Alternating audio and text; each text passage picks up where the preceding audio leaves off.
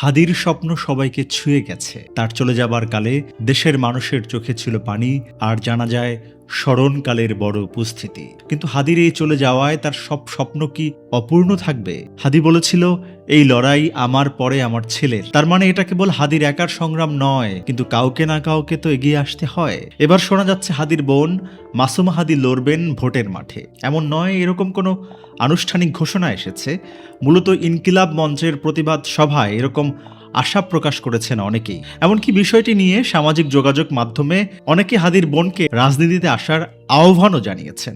হাদির বোন এরই মধ্যে গণমাধ্যমে বেশ কয়েকবার কথা বলেছেন, যেন সেই চিরচেনা দ্রোহ, প্রতিবাদ আর হাদিরই কণ্ঠ।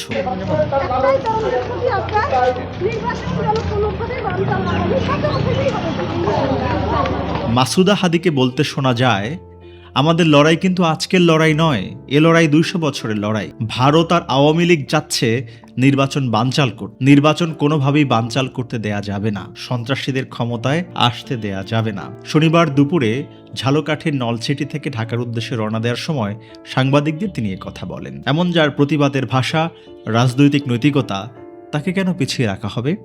আশা আছে দেশের মানুষের, শোকের মাতম কমে আসলে বিষয়টি নিয়ে ইতিবাচক কোনো কিছু শোনা যেতেও পারে। হাদিকে ভালোবাসাই হোক সুষ্ঠু নির্বাচনের দৃঢ় প্রতিজ্ঞা।